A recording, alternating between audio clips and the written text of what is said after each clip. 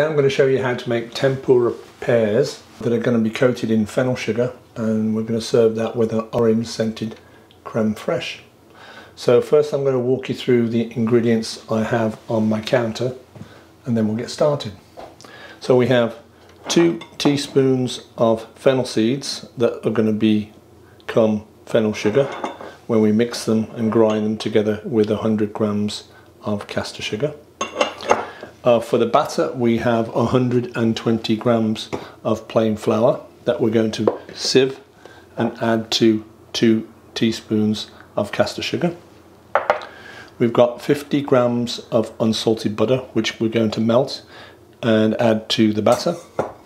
We've got 150 milliliters of whole milk that is also going to go into the batter, and we're going to use 2 egg whites. These are medium-sized eggs that we're going to fold the beaten egg whites into the batter to make it a tempura batter.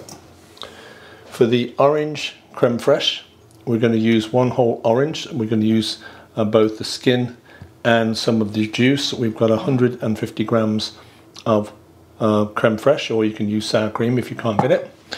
And this recipe is enough for 4 people. And my pears are rather large, so we're just going to use our 3 pears there. Now tempura is a Japanese batter, and it's very light and it isn't greasy, and it should be crisp when it's executed correctly. And we're going to show you how simple and easy that is to do. So we're going to take our 120 grams of plain flour. We're going to add our 2 teaspoons of castor sugar, and we're just going to sieve that through this sieve to make sure it's evenly mixed in before we go to our next step. So the next step in making our batter is to make a well in the center. So just push the flour and sugar mix to the sides to make a hole in the middle. First we're going to put in the milk, and we're going to stir that in with a whisk. And it's really important not to have any lumps, so we want to stir in all the milk before we start adding the butter. And obviously it's going to thicken back up as it mixes, but this is what it needs to be. So when you can see no more flour on the edges of the bowl, now we can start to add our melted butter. Now I've melted our 50 grams of butter just for the smallest amount of time, about 20 seconds. I'm going to add that butter to there. We don't want to cook it and cook it and cook it to melt it. Now as you can see at this moment, the batter is still quite thick.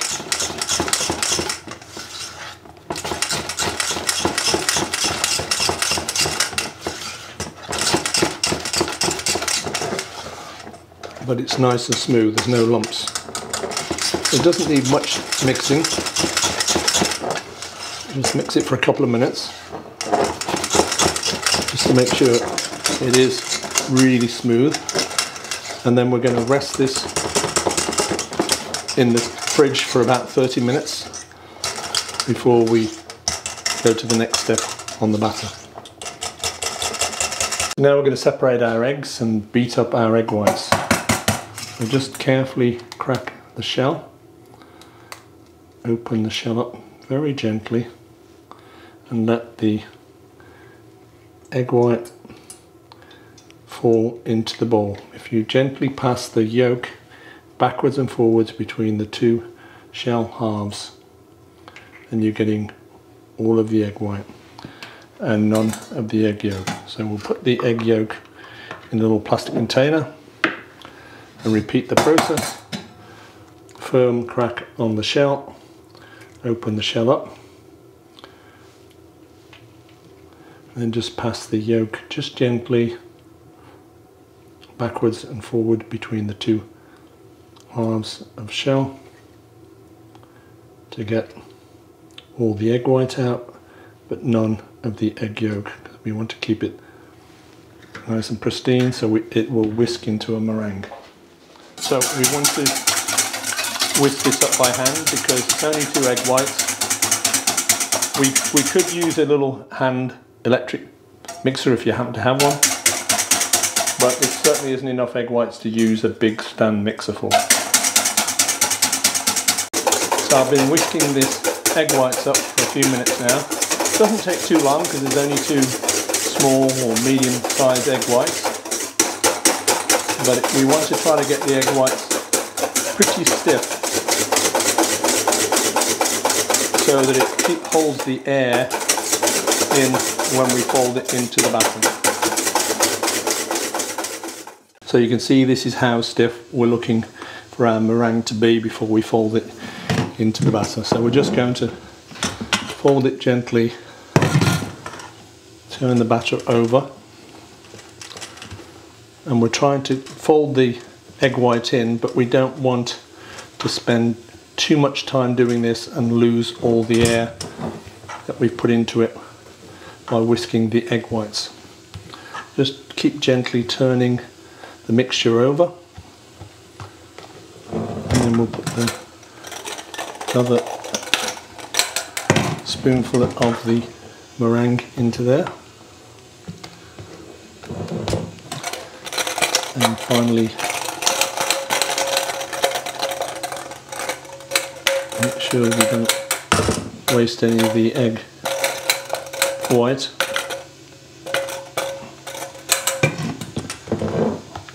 Just turn that mixture over, and you'll see that the batter is quite thick, which is what we want to, so it sticks to the pears. And now we're just about ready. Don't keep mixing it too much. As soon as you can't really see much in the way of the egg whites anymore, then it's mixed enough. Now we're going to make our fennel sugar. So we're going to put our 2 teaspoons of whole fennel seeds into the mortar and pestle, and we need to grind this up first. So we need to be a little patient because this obviously will take quite a few minutes to do. But I don't want to add the sugar just yet. I really want to grind up the fennel before we add the sugar. So that's what we're looking for. So now we're going to add our 100 grams of sugar and mix it well, and then we're going to lay it on a baking tray ready to put our pears in when they come out from cooking. So the next thing we're going to do is show you how to put an orange flavour into our creme fraiche. There are several different ways we can do that. I've decided today to show you how we're going to make a julienne of orange zest, and we're going to cook it with some sugar water, and then when it's cold we're going to put some of it into the creme fraiche and some of it we're going to save for an additional decoration. To do this you need to really have a very sharp peeler, and I want to keep the skin in nice long strands, and I want to make sure that we don't get any white parts, or as very little white part of the pith in the skin as possible. So you can see that my orange skin has a little bit of the pith on it, and I'd like to try to remove as much of that as I can. Of course we need a sharp knife to do that, so be very careful when you're doing this.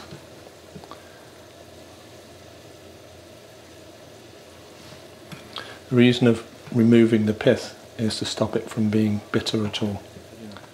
So now we're going to julienne, which is to cut into very thin strips, orange skin, place it into our bowl, and we want to cut all of the slices up.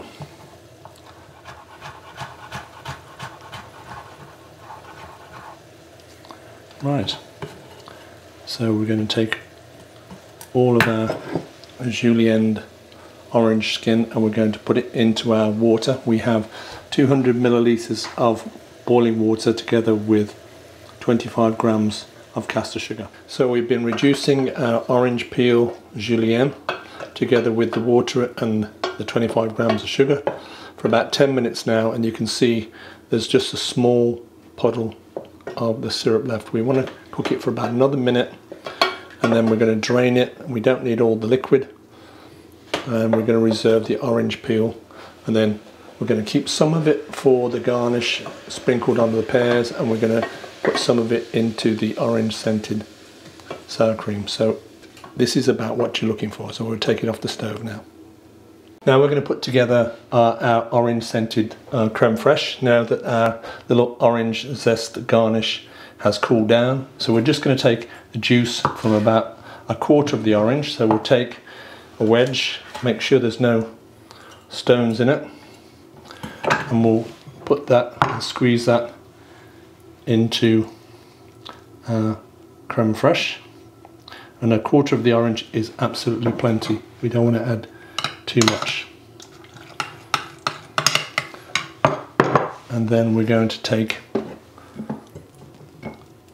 about half of the orange julienne, and we're just going to cut it up a little bit on our board. Just cut it into smaller pieces.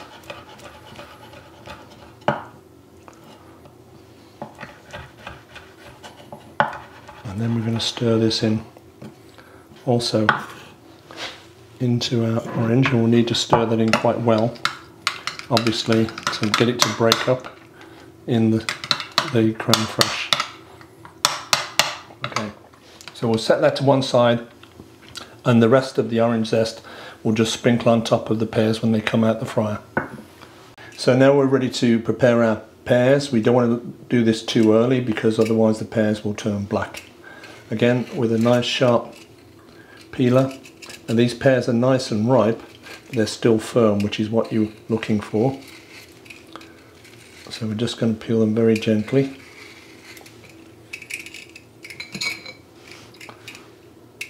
And then I'll show you how to cut them up. So now I wanted to show you the simplest way to cut these pears up for the tempura.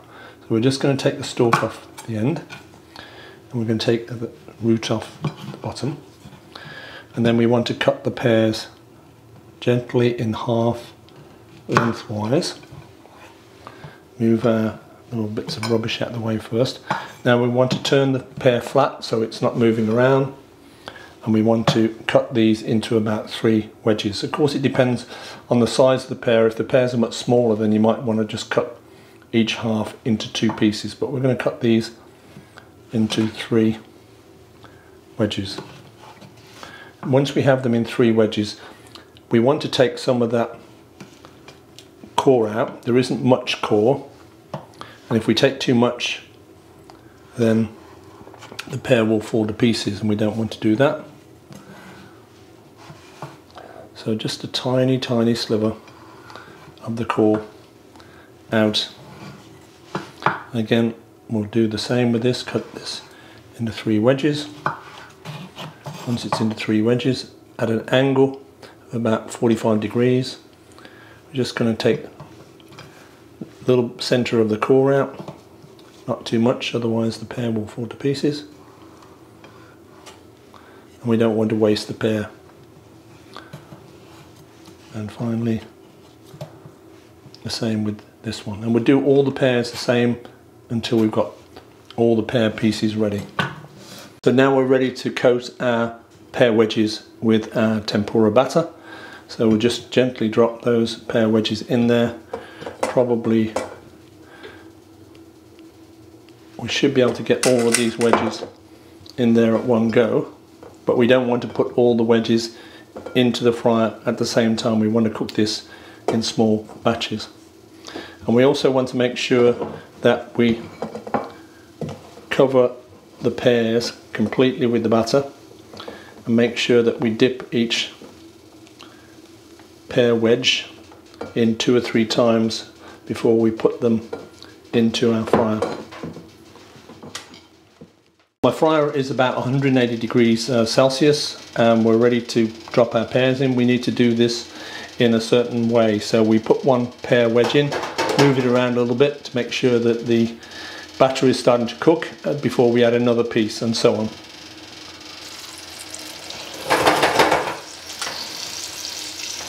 Make sure that we get plenty of batter on each of the pear wedges.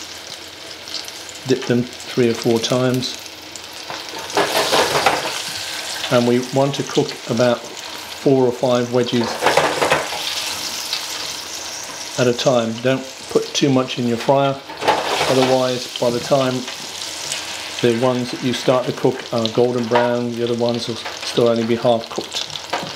And we put one more piece in there, get the batter off our hands, and then we want to take a pair of tongs and make sure that we are moving the pears around in the fire. And these are going to take about 3 to 4 minutes to cook, and then we're going to drain them onto the baking tray with paper towel that we have to one side here. And we're cooking the pears until they're golden brown. That's what we're looking for, and we need to make sure they get turned so that they're brown on both sides. So my pears have been on my kitchen towel for a couple of minutes now, and we now want to roll them in the sugar. Get some of that fennel sugar onto pears, and now we're ready to put the plate together. You're much better off to do this in small batches, and even if you have to serve a couple of guests and then serve another couple of guests, rather than try to do everything at once and the pears go soggy. You want them nice and crisp. Here we have our finished dish, great dish for the autumn. Tempura pears dusted with fennel sugar and served with an orange scented creme fraiche. Enjoy.